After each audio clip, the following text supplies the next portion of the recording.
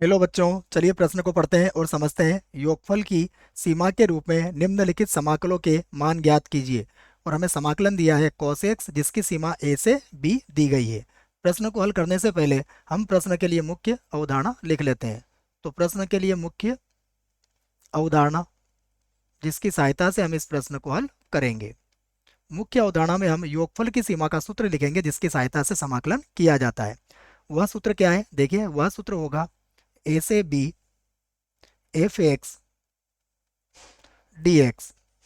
और इसका समाकलन होता है लिमिट एच का मान जीरो की ओर अग्रसर, उसके बाद एच, ये होगा एफ ए प्लस, ये होगा एफ ए प्लस एच। और इसी प्रकार यदि इसको आगे बढ़ाया जाए तो ये होगा plus F A plus N minus एक, और यहाँ पर आ जाएगा एच। यह सूत्र आपको इस प्रश्न के लिए याद रखना है। और भी सूत्र प्रयोग में लाएंगे, जिनको वहीं पर लिख लेंगे जहाँ प्रश्न में जरूरत पड़ेगी। अब हम प्रश्न को आई के बराबर मान लेते हैं सबसे पहले। तो माना आई बराबर हमारे पास हो गया ए से बी सीमा है और cos x dx। यहाँ पर अगर ध्यान से देखें तो यहाँ a का मान तो a के बराबर ही होगा अगर सूत्र में लगाएंगे तो, b का मान b के बराबर होगा, fx का जो मान होगा वो होगा cos x के बराबर। और उसके बाद हमें याद है, यहाँ पर मैं लिख देता हूँ, सीमा में जहाँ ये जो सूत्र मैंने लिखवाया था आपको, इस सूत्र में एक और बात याद रखना है आपको कि यहाँ एन एच का जो मान होता है वो बी माइनस ए के बराबर होता है। तो इस आधार पर यहाँ पर जो एन एच होगा वह भी बी माइनस ए के बराबर ही होगा। अब हम इस सूत्र को एक बार और लिखते हैं और इसमें मान रखते हैं। तो अब जो सूत्र था हमारे पास क्या है? ए से बी, उसके बाद है एफ एक्स और डी एक्स, और ये होगा लिमिट एच का मान जीरो की ओर अग्रसर, उसके बाद एच, और कोष्टक में होगा एफ ऑफ ए प्लस, फिर बनेगा F of A plus H. और इसी प्रकार इस क्रम को आगे बढ़ाएंगे तो प्लस ये बनेगा F of A plus N minus एक, और ये आ जाएगा एच। तो ये सूत्र है। अब हम इस सूत्र में यदि मान रखते हैं तो देखो हमें क्या मिलेगा। यहाँ पर होगा ए से बी, उसके बाद एफ एक्स का मान क्या है? ये है कॉस एक्स और डी एक्स, और बराबर फिर से लिखेंगे लिमिट, यहाँ पर एच का मान है जीरो की ओर अग्रसर, यहाँ पर लिख दिया मैंने एच। और देखिए ए का मान ए के ही बराबर है, तो ये मिलेगा हमें कॉस, यहाँ पर हो जाएगा ए प्लस, फिर से होगा कॉस, और ये हो जाएगा ए प्लस एच। इसी प्रकार ए प्लस टू एच हो जाएगा, और उसके बाद आ जाएगा कॉस, और यहाँ पर हो जाएगा ए प्लस एन माइनस एक और एच। तो यह सभी मैंने लिख दिया है, देखिए कोष्टक में बंद कर लीजिए। अब हम यहाँ पर एक सूत्र लिखेंगे जिसका प्रयोग यहाँ पर हम करने वाले हैं। तो देखिए मैं उस सूत्र को यहाँ पर लिख देता हूँ जिससे कि अच्छे से ये बात समझ में आ जाए। हम जानते हैं cos alpha plus cos alpha plus beta, और इसी प्रकार अगर हम इसको आगे बढ़ाएं तो अल्फा प्लस दो बीटा होगा, है ना। अल्फा प्लस बीटा के बाद अल्फा प्लस दो बीटा, अल्फा प्लस तीन बीटा, इस प्रकार ये क्रम बनेगा। तो मैं बीटा को एक बार और लिख देता हूँ। अगर हम इसी को जोड़ें तो ये होगा कॉस, यहाँ पर होगा अल्फा प्लस एन माइनस एक, और ये होगा बीटा। तो इसके योगफल का सीधा सूत्र आपको याद रखना है इस प्रश्न में।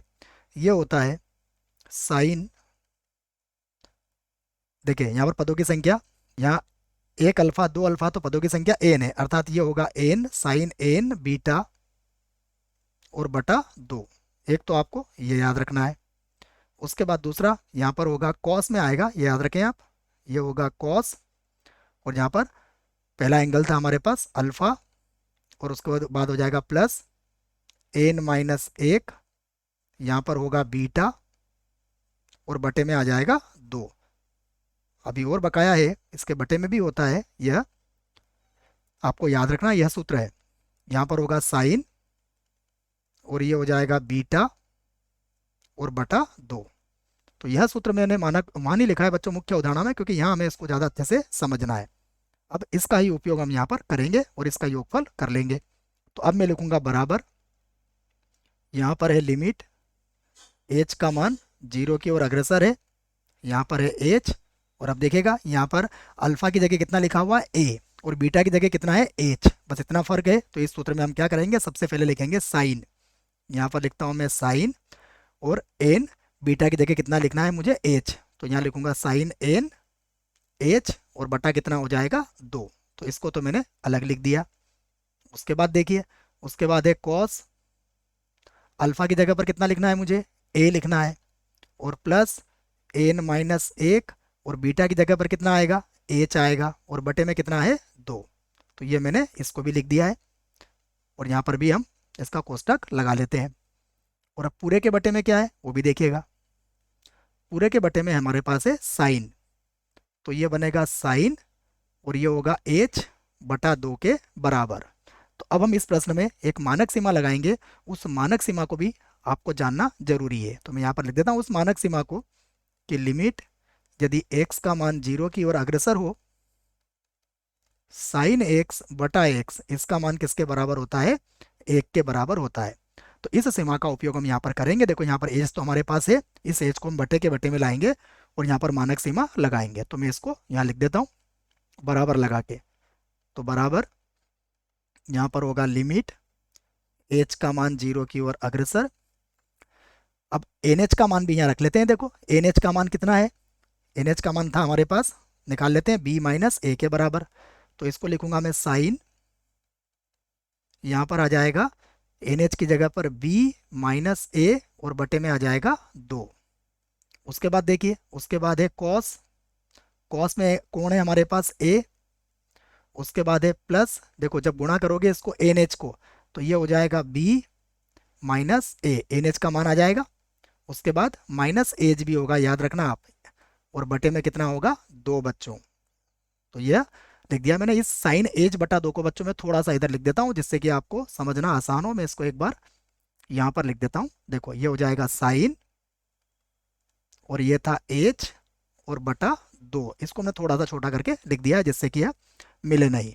और बटे में देखिएगा आप क्या होने वाला है, बटे में यहाँ पर साइन एच बटा 2 है हमारे पास, तो यहाँ पर लिखा मैंने साइन एच बटा 2, और इसके बटे में हमें क्या चाहिए एच बटा 2 चाहिए।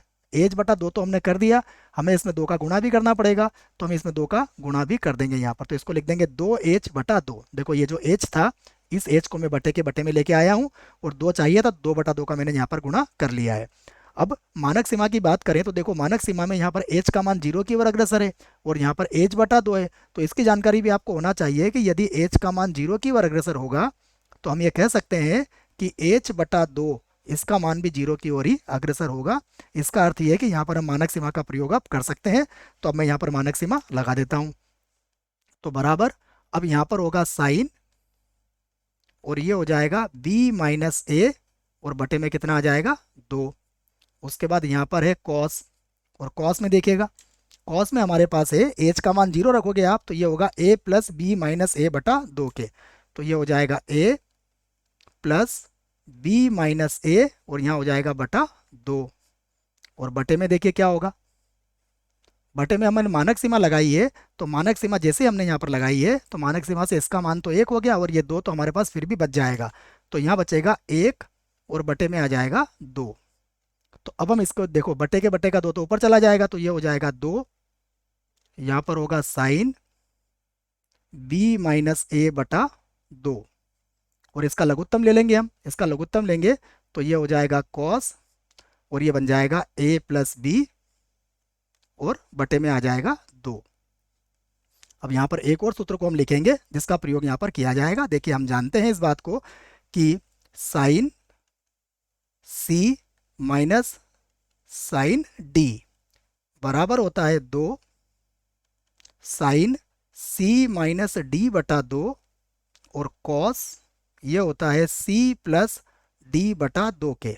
तो यह सूत्र भी हमें याद होना चाहिए। तो इस सूत्र की सहायता से अब हम इसे क्या लिख सकते हैं, देखिएगा अब हम इसे लिखेंगे बराबर, देखिए c का मान हो जाएगा हमारे पास a, ये सी माइनस डी है ना, तो सी का मान हो जाएगा बी बच्चों, है ना, बी माइनस ए है ना, तो ये सी बी के बराबर हो जाएगा और डी ए के बराबर हो जाएगा, तो ये बराबर हो जाएगा साइन और बी और माइनस ये हो जाएगा साइन ए के। ये सूत्र मैंने लिख दिया है और यही हमारे प्रश्न का उत्तर भी होगा। आशा करता हूँ आपको इस प्रश्न का उत्तर समझ में आया होगा। धन्यवाद।